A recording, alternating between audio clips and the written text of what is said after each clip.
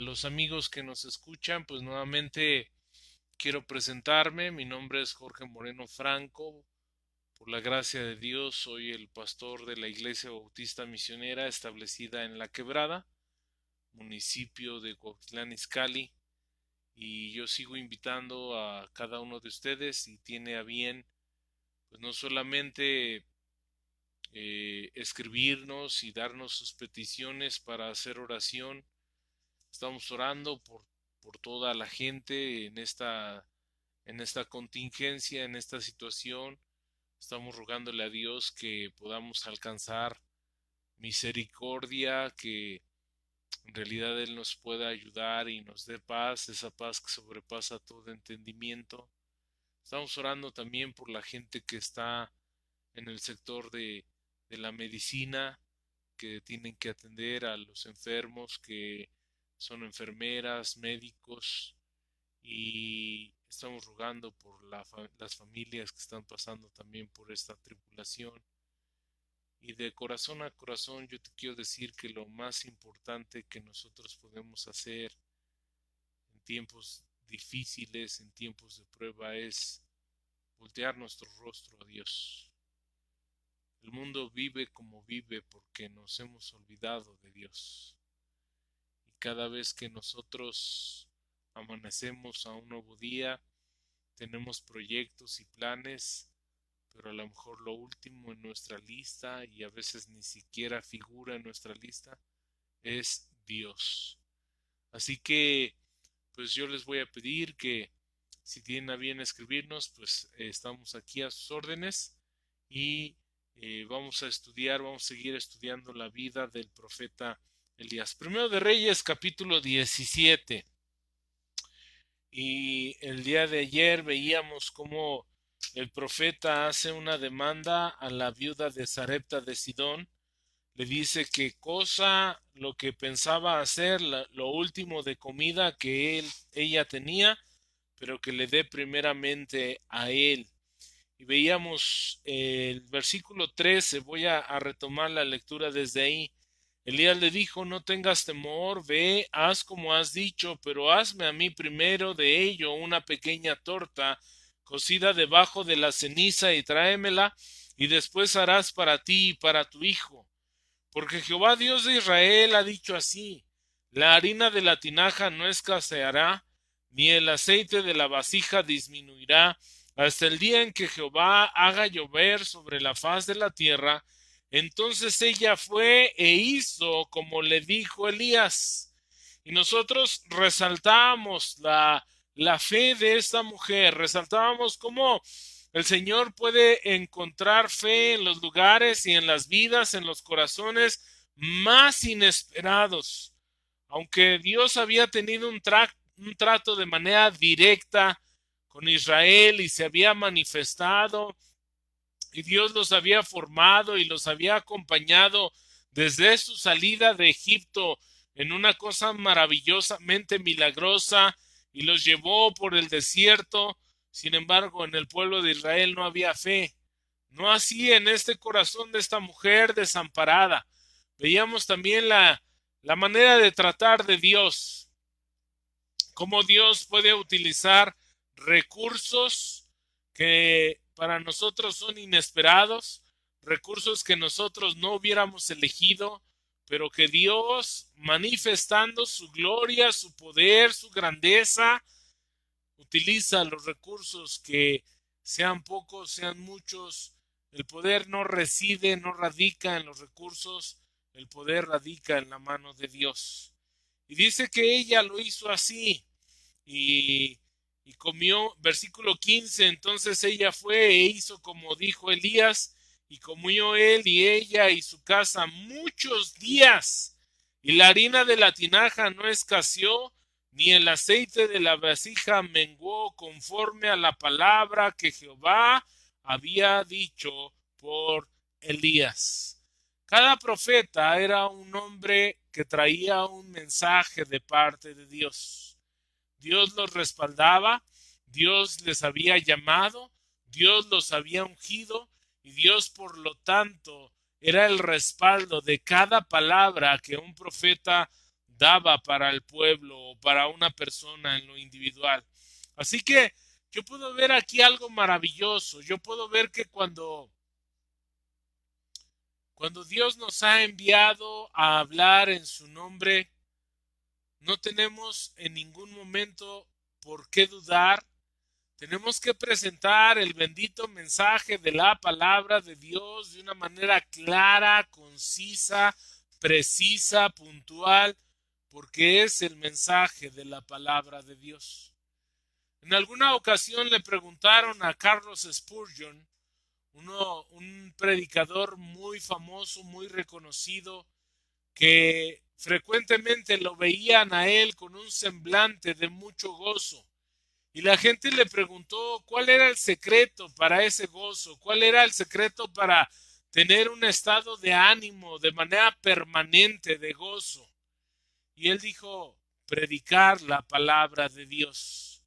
Cuando nosotros predicamos la palabra de Dios va a traer gozo a nuestras vidas. No importa la situación por la cual nosotros estemos atravesando.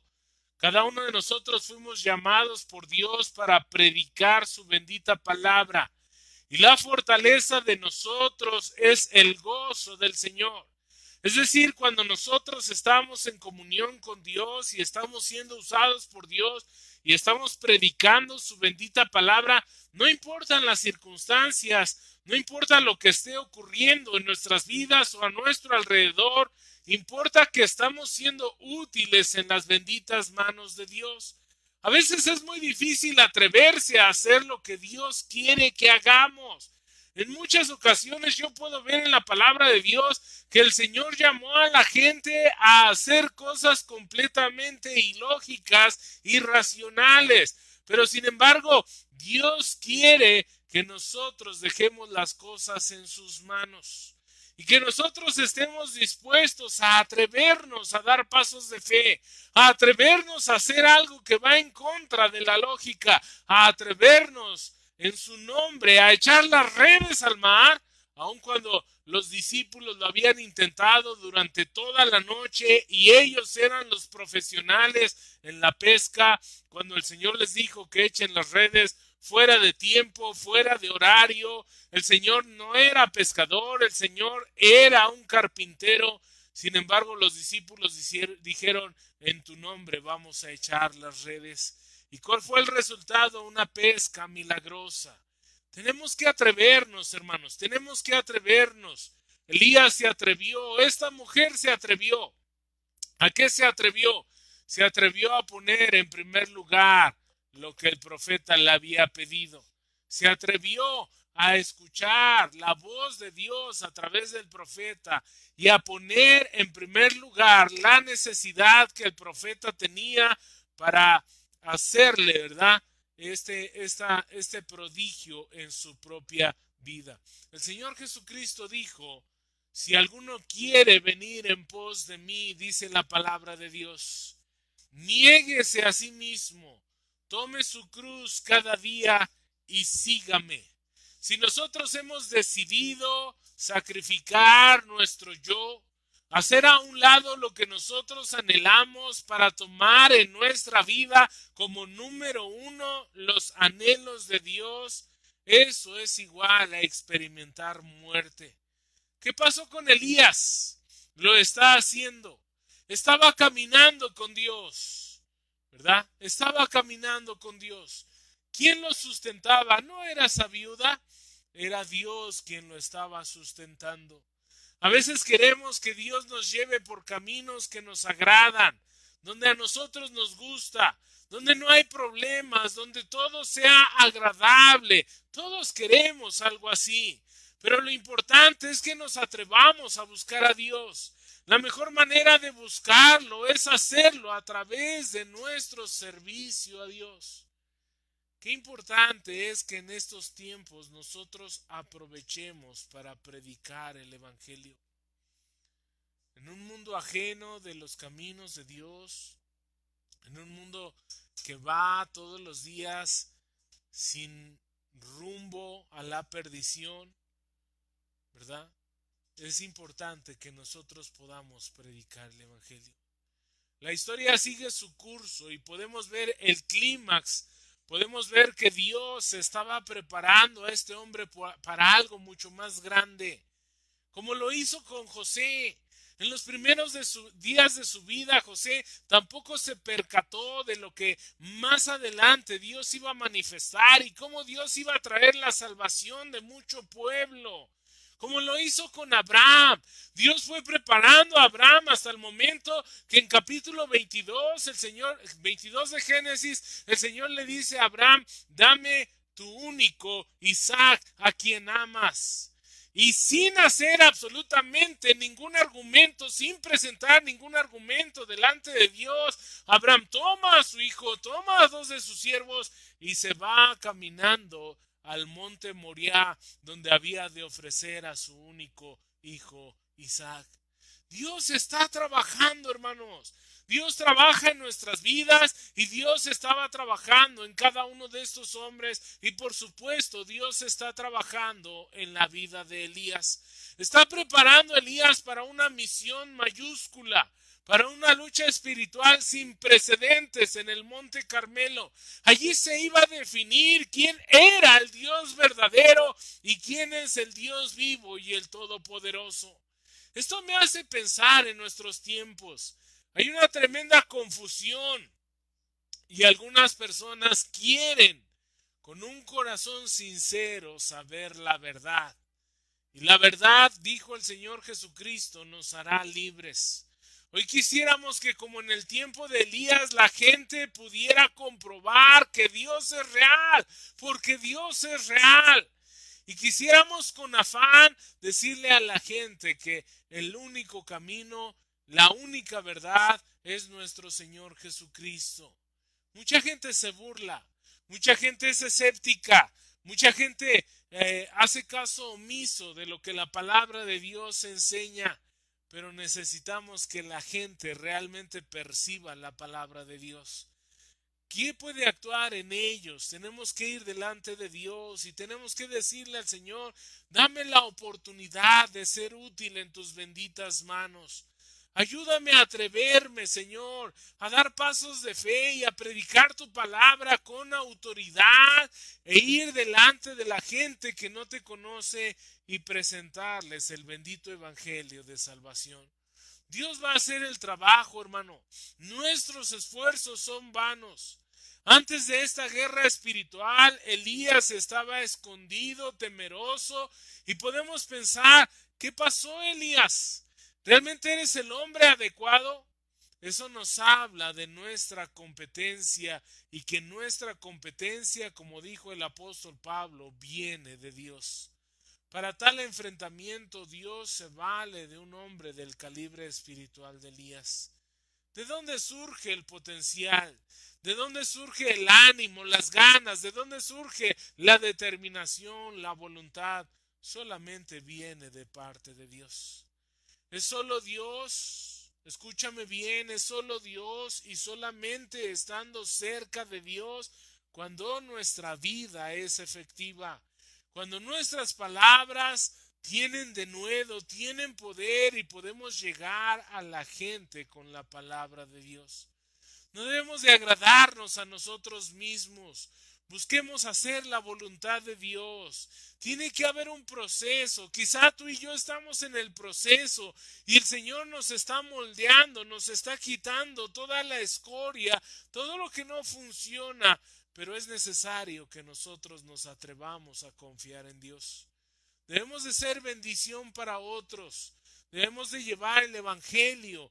Debemos de atrevernos a ser espectadores de primera fila, hermano, de la obra de Dios, del poder de Dios, de la grandeza de Dios, de las vidas transformadas, de los corazones tocados, reconstruidos, consolados, de las vidas nuevas en el nombre de Dios. No hagamos que nuestra boca sea la cárcel del evangelio. En la escritura está el relato de un hombre ciego que dijo, una cosa yo sé, que yo era ciego y ahora veo, ¿verdad? Por ese hombre. Y eso es lo que nosotros fuimos llamados a hacer, a predicar la palabra de Dios. El ejército de Dios es el único que puede enfrentar al malo. El poder sobrenatural de Dios lo vamos a ver a medida que nosotros seamos misioneros, a medida que nosotros pongamos diligencia en el trabajo evangelístico. Eso será la medida en que nosotros vamos a participar de los milagros de Dios. Una de las cosas más maravillosas, hermano, es cuando tú ves una vida transformada por el Evangelio de Dios, por el Espíritu Santo que ha arribado a los corazones, pero un gozo indescriptible que nos llena, que perdura, que está ahí con nosotros, es que cada uno de nosotros podamos ser ese vehículo para llevar el Evangelio a esas vidas que están resquebrajadas, que viven en tormento. Vamos a continuar con la historia. Versículo 17 de Primero de Reyes 17. Dice así la palabra de Dios. Después de estas cosas aconteció que cayó enfermo el hijo del ama de casa. ¿Cuál ama de casa? La misma que está alimentando al profeta, la misma que lo acogió, que lo recibió. Y vean lo que dice el 17, y la enfermedad fue tan grave que no quedó en él aliento. Todos los que somos padres sabemos que el amor por nuestros hijos es algo indescriptible. Una de las cosas con las que yo me sorprendí cuando nació mi hijo Joel es como Dios me dio una capacidad tan enorme que estaba ahí seguramente, pero que Dios, ¿verdad?, la activa cuando nació mi hijo Joel, y cómo ese amor se siente aquí adentro, ¿verdad? La Biblia le llama afecto natural.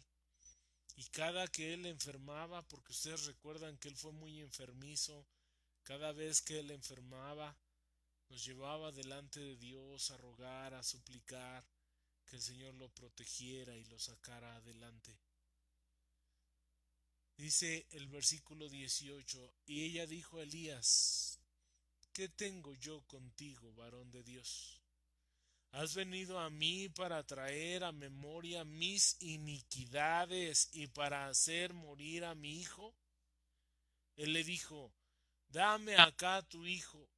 Entonces él lo tomó de su regazo y lo llevó al aposento donde él estaba y lo puso sobre su cama. Y clamando a Jehová, dijo, Jehová Dios mío, aún a la viuda en cuya casa estoy hospedado, ¿has afligido haciéndole morir su hijo? Y se tendió sobre el niño 3 veces y clamó a Jehová y dijo, Jehová Dios mío, te ruego que hagas volver el alma de este niño a él. Y Jehová oyó la voz de Elías y el alma del niño volvió a él y revivió. Versículo 23. Tomando luego Elías al niño, lo trajo al aposento, del aposento, a la casa y lo dio a su madre y le dijo, Elías, mira, tu hijo vive. Entonces la mujer le dijo a Elías, ahora conozco que tú eres varón de Dios y que la palabra de Jehová es verdad en tu boca. Déjeme meditar un poquito con usted estos versículos maravillosos. El relato nos da a entender, hermanos, en el versículo 17, dice, después de estas cosas aconteció que cayó enfermo el hijo del ama de la casa, y la enfermedad fue tan grave que no quedó en él aliento. Parece que el asunto que nosotros estamos viendo aquí fue un asunto completamente inesperado.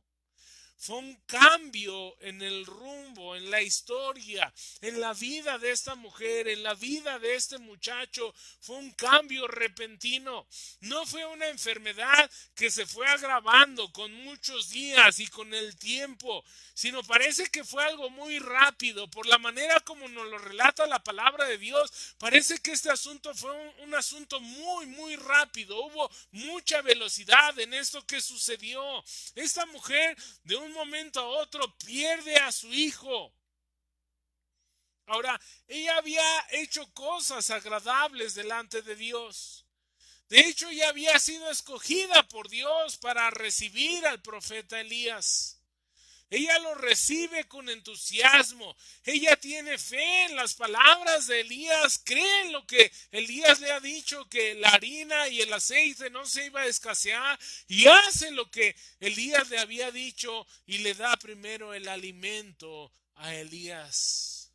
Y de un momento a otro, esta mujer ve el rumbo de su vida completamente transformado y la vida de su hijo. Esto me recuerda algo básico en la palabra de Dios, hermanos. Nuestras vidas son frágiles, nuestras vidas son sensibles. El rumbo, nuestra trayectoria, nuestro rumbo puede cambiar de un momento a otro, hermanos, sin previo aviso. No importa la edad, no importa absolutamente nada, nuestra vida puede cambiar de un momento a otro. Pero qué hermoso lo que sucede en estos versículos. Vea el versículo 18. Y ella dijo a Elías: ¿qué tengo yo contigo, varón de Dios? Esto pareciera un reclamo. Esto pareciera una queja. Esto pareciera una confrontación. No termina ahí. Dice: ¿has venido a mí para traer a memoria mis iniquidades y para hacer morir a mi hijo? Aquí encontramos un contraste muy interesante en la vida de esta mujer. Si usted regresa el cassette y podemos nosotros recordar versículos anteriores, ella le había dicho al profeta en el primer encuentro que tuvo con el profeta, le dijo que estaba seleccionando 2 leños para preparar lo último que tenía de comer y luego entonces dejarse morir. Eso fue lo que le dijo ella al profeta. Cuando el profeta apareció y le dio las indicaciones, la vida de esta mujer tuvo un cambio, pero ahora la vida de esa mujer vuelve a tener otro cambio. Esa mujer y su hijo iban a morir de una manera muy miserable, pero algo inesperado pasó. Ahora ya no tiene la misma calma, sino más bien parece que se está desahogando con el profeta y a la vez se está quejando también con él. Está extremadamente perturbada. Y esto es muy interesante, porque a veces hablamos del sufrimiento a la ligera. Pero nunca nosotros podemos hablar o debemos de hablar del sufrimiento a la ligera cuando se trata del sufrimiento de otros o cuando se trata del sufrimiento a la distancia. Pero cuando nos toca a nosotros, a veces no reaccionamos de la misma manera. Un amigo de Job le dijo lo siguiente: mas ahora que el mal ha venido sobre ti, te desalientas, y cuando ha llegado hasta ti, te turbas. Elifaz está exhortando a Job. ¿Por qué se siente turbado si está pasando por problemas? ¿Dónde está la entereza? ¿Dónde está la fe? ¿Dónde está la confianza? Sin embargo, cuando a nosotros nos toca el mal, muchas veces nos pasa exactamente lo mismo. Luego, ella va delante del profeta y hace unas declaraciones importantes. Primero lo llama hombre de Dios. Ve el versículo 18. Y ella dijo a Elías: ¿qué tengo yo contigo, varón de Dios? ¿Qué tengo yo contigo, varón de Dios? Y esto me llama la atención, porque está peleando con Elías como si Elías hubiera ocasionado la muerte de su hijo. ¿Se acuerda hace unos días, no sé cuántos días, hermano, no lo puedo precisar, pero se acuerda hace unos días, ella vio los milagros de Dios? Ella vio que cada día iba y tomaba harina y tomaba aceite y no menguaba. Y al siguiente día volvía a ir a ese mismo recipiente y volvía a encontrar harina y volvía a encontrar aceite y comía el profeta, comía a su hijo y comía ella. No sé por cuánto tiempo esto sucedió, pero ella se dio cuenta del milagro de todos los días, del milagro del sustento que viene de parte de Dios. Ahora, esto me lleva a pensar, hermanos, que nuestra humanidad de manera recurrente quiere aflorar. Nuestra humanidad quiere manifestarse. Y nuestra humanidad nos lleva a olvidarnos de los milagros pasados. Cuando pensamos en esto y pensamos en la incredulidad tan recurrente que nosotros los seres humanos tenemos que ser sinceros en que de manera frecuente olvidamos los milagros pasados y de inmediato nos turbamos y comenzamos nosotros a dudar. Ahora, hay cosas muy interesantes en la declaración de esta mujer. Ve el versículo 18 en la parte B. Dice, has venido a mí para traer a memoria, y aquí utiliza una palabra muy importante, mis iniquidades. Esta mujer sabía que era pecadora. Fíjese qué avance tan grande. Señor Jesucristo dijo, los sanos no tienen necesidad de médicos, sino los enfermos. En otra porción dice, a unos que confiaban en sí mismos como justos. Comienza a hablarles acerca de aquella anécdota donde subió a orar un publicano y un fariseo. Y el fariseo decía, te doy gracias, Señor, porque no soy como los demás. Ayuno 2 veces por semana, doy mis diezmos, ni siquiera soy como este publicano. Y el publicano decía, ni siquiera se acercó al altar, ni siquiera dio pasos más adelante. El publicano solamente estaba ahí de rodillas, humillado, quebrantado, reconociendo su condición pecaminosa y diciéndole al Señor, sé propicio a mí que soy pecador. Y luego el Señor les dice a los fariseos, de cierto os digo que este hombre, este publicano, este ladrón, este sinvergüenza, este hombre que se dedicaba a robarle al pueblo, que había traicionado al pueblo porque trabajaba para el gobierno romano, este hombre descendió a su casa justificado antes que el otro. Un avance muy grande es cuando la gente nos reconocemos que somos pecadores y vamos delante de Dios en humildad, reconociendo que somos pecadores, que no hemos hecho nada justo, que no hacemos las cosas bien, que hemos pecado con nuestros pensamientos, con nuestras palabras, con nuestras motivaciones, con nuestras actitudes, con nuestros hechos. Hemos pecado delante de Dios. Esta mujer tenía perfectamente bien claro que ella era una mujer pecadora. Por eso le dice, has venido a mí para traer a memoria mis iniquidades. El problema mayúsculo del hombre es la arrogancia, es la soberbia, es no reconocer nuestro estado pecaminoso, es no reconocer que estamos mal y que hemos fallado delante de Dios.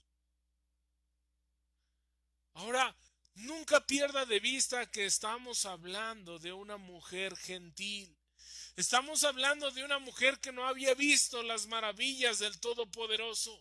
Estamos hablando de una mujer que tan solo había escuchado historias acerca de Jehová de los ejércitos, Pero esta mujer tiene un entendimiento pleno de que ella es pecadora. Oh, amados hermanos, si tan solo cada uno de nosotros entendiéramos nuestra condición espiritual y fuéramos delante de Dios rogando, suplicando su perdón, alcanzaríamos misericordia. Si se humillare mi pueblo, dice la Biblia, sobre el cual mi nombre es invocado, ¿verdad? La humillación comienza reconociendo que somos pecadores. La humillación comienza. El Señor dijo, bienaventurados los pobres en espíritu. Bienaventurados los pobres, porque de ellos es el reino de los cielos. Cuando te das cuenta que estás en bancarrota espiritual, que nada le puedes ofrecer a Dios, que no hay ninguna razón por la que Él te perdone, que eres pecador y que a lo único que nosotros podemos apelar es a su misericordia y a su gracia, entonces el Señor nos perdona. Pero no termina ahí. Dice, para traer memoria de mis iniquidades, y vea lo que sigue, y para hacer morir a mi hijo. Dice la Biblia que la paga del pecado es muerte. Dice la Biblia que el alma que pecare, esa también morirá. Esta mujer entiende perfectamente que hay consecuencia por nuestro pecado. No solamente entiende que es pecadora, esta mujer entiende que hay consecuencias por nuestro pecado. Sí, hermanos, sí, hay consecuencias por nuestros pecados. Aun cuando somos salvos, hay consecuencias por nuestro pecado. Y cuando no éramos salvos, hay consecuencias, ¿verdad? Por el pecado. Una perdición eterna, un tormento eterno en el infierno. Por la eternidad vamos a estar sufriendo si tú y yo no nos arrepentimos delante de Dios y vamos y pedimos perdón por nuestro pecado. Esta mujer entendía que la paga del pecado es muerte. Cada uno de nosotros somos pecadores. Mucha gente piensa que va a entrar al cielo solamente porque Dios es amor. Sí, Dios es amor, pero también es un juez justo. Y de ninguna manera va a tener por inocente al que es culpable.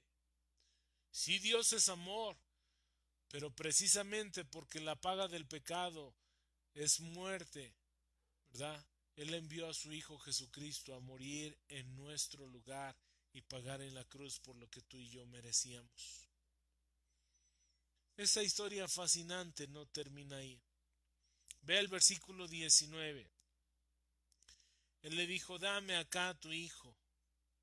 Entonces él lo tomó en su regazo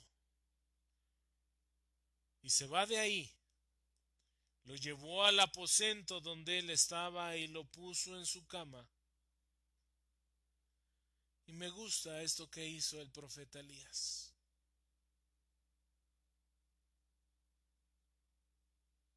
¿Te das cuenta, hermano, que Elías no se detuvo a discutir con la mujer? Elías no presentó ningún argumento con la mujer. Hasta el momento no ha presentado ningún argumento. Lo único que le dice es, dame acá a tu hijo. Entonces él lo tomó de su regazo y lo llevó al aposento donde él estaba y lo puso sobre su cama. Y comienza a elevar una oración maravillosa delante de Dios. Dios sigue formando a Elías y Dios lo está preparando para una empresa más grande. Y no se detiene a responder a la mujer, a explicarlo, a discutir de algún modo. Hace lo que cada uno de nosotros debemos de hacer de manera cotidiana. Se presenta delante de Dios y le presenta a Dios la causa de esta mujer. Clama a Dios. Clama a Dios. Necesitamos clamar a Dios. por ese vecino, por ese familiar, por ese pariente enfermo de pecado, enfermo de no haber hecho reconciliación con Dios, enfermo a lo mejor en un matrimonio que está padeciendo, en una vida que está desolada, en un pensamiento a lo mejor suicida o de depresión. Tenemos que hacer intercesión por esas personas. Y vea el 20. Y clamando a Jehová, dijo: Jehová Dios mío, pregunta, aún a la viuda en cuya casa estoy hospedado, ¿has afligido haciéndole morir su hijo?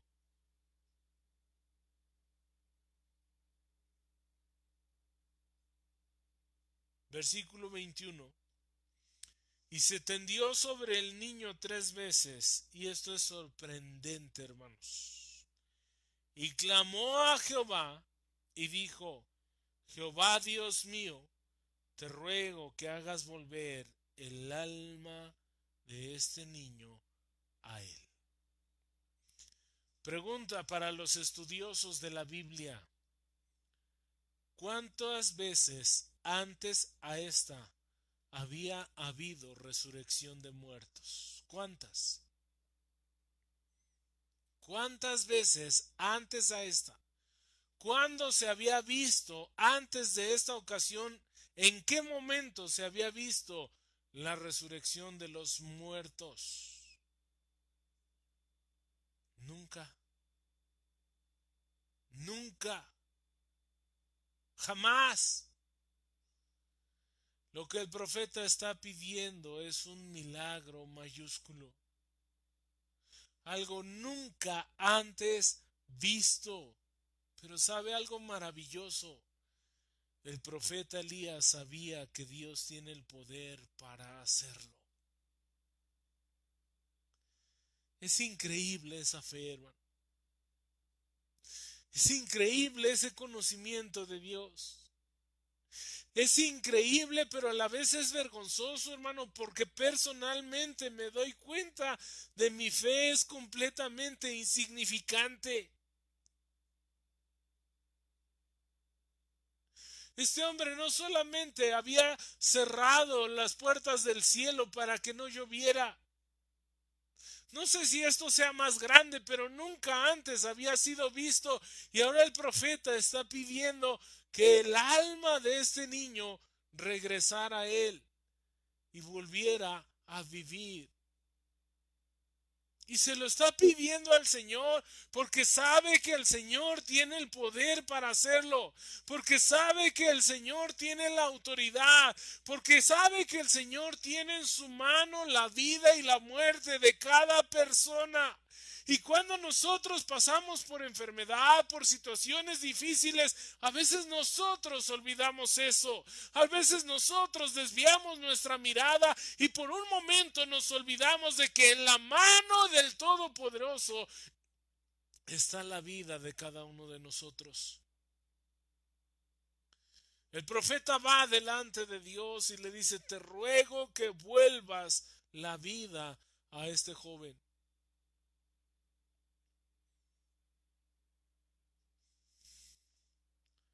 Dios lo puede hacer. Lo ha hecho en otras ocasiones. Lo puede seguir haciendo. No hay nada que limite su poder, su grandeza. Hermanos, a veces con cosas insignificantes nos estamos ahogando. Con cosas insignificantes estamos dudando.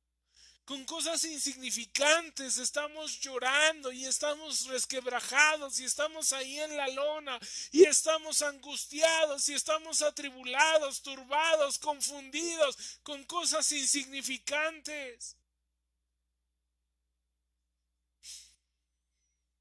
Qué hermoso este Dios que se manifiesta.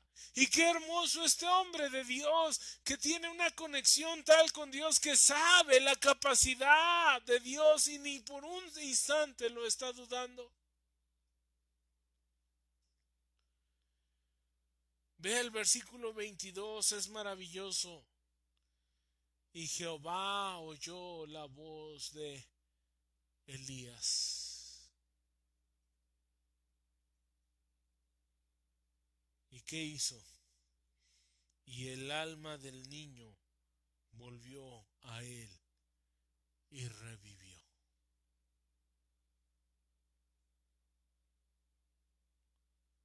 Por la fe. Por la fe.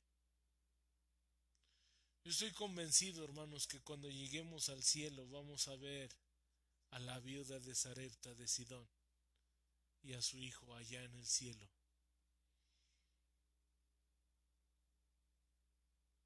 Porque la presencia de la palabra de Dios y el poder de Dios hizo una transformación poderosa en su vida. ¿Usted cree que esto algún día se le olvidó?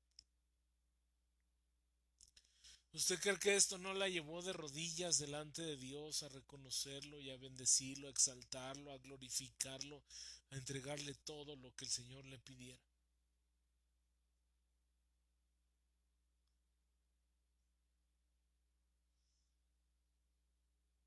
Jehová oyó la voz de Elías.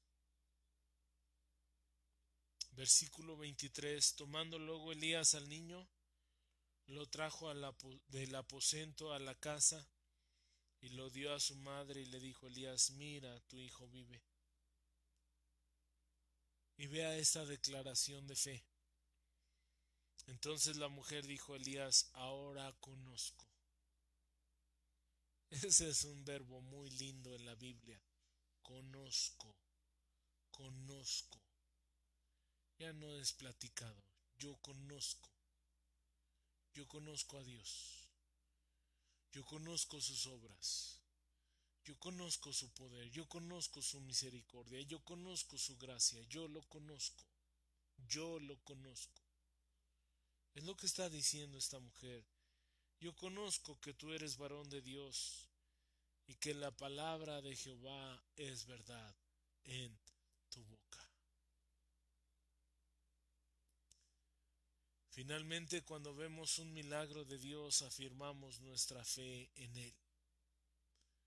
Tú eres varón de Dios, le dijo esta mujer. Tú traes poder de Dios. Tu palabra es verdad. ¿No dice la Biblia que espiritualmente eso es lo que sucedió? Dice Efesios 2:1 que Él nos dio vida cuando estábamos nosotros muertos en nuestros delitos y pecados. Si Dios nos puede llevar a la eternidad, hermano, ¿no podrá hacer cosas mucho más pequeñas? Confiamos en que Él nos va a llevar a la eternidad. Confiamos en que Él va a guiar nuestra alma más allá de la muerte. Confiamos en eso. Confiamos en que Él nos va a resucitar, como lo dice Tesalonicenses, con voz de trompeta, con voz de arcángel. El Señor nos va a resucitar, y si estamos muertos nos va a llamar de la tumba, y si estamos vivos nos va a llevar, y va a haber una intersección ahí en el cielo. Él desciende, nosotros subimos y vamos a estar ahí con Él. ¿Por qué en lo pequeño dudamos?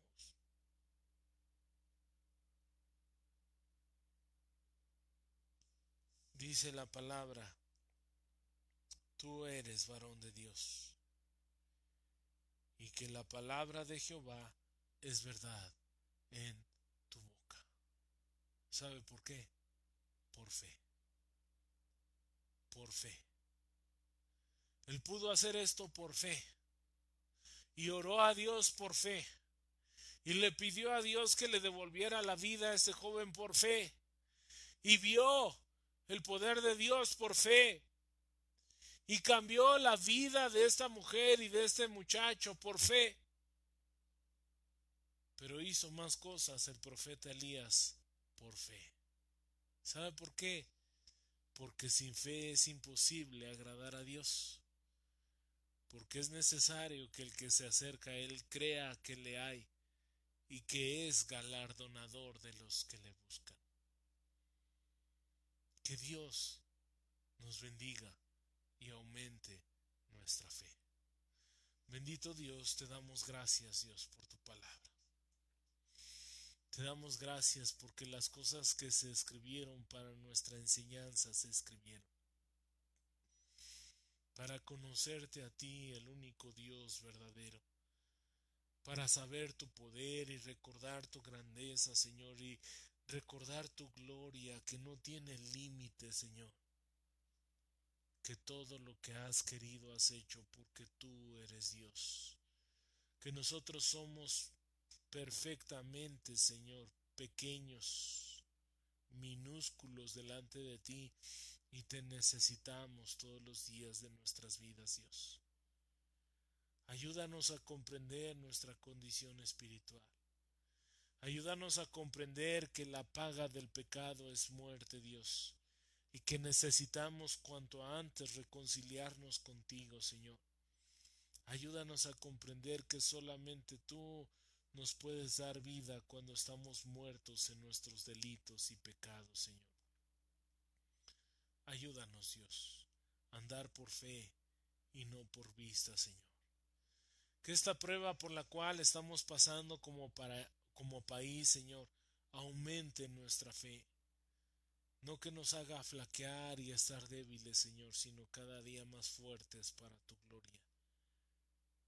Y cada día, Señor, siendo esos heraldos, esos voceros, esos pregoneros de justicia, Señor, llevando las buenas nuevas a todas las personas, Señor, diciéndole a todo el mundo, reconcíliate con Dios, reconcíliate con Dios, reconciliémonos con Dios. Padre, usa nuestras vidas. Te lo rogamos, bendito Dios. Gracias, gracias por estos testimonios. Gracias por la fe de esta viuda, Señor, que sin duda alguna la vamos a ver allá en tu bendita presencia con su Hijo, Señor. Gracias por el profeta Elías, gracias por la fe, Señor, que ellos tuvieron en ti, y gracias, Dios, por la grandeza que tú manifiestas, porque el poder, porque lo sobrenatural, Señor, solamente viene de tu mano. Ayuda, Señor, por favor, nuestra incredulidad. Ayúdanos a confiar, a esperar en ti, a agarrarnos fuertemente de tu mano, Señor, todos los días de nuestra vida. Te lo rogamos, bendito Dios. En Cristo Jesús te lo pedimos, Padre.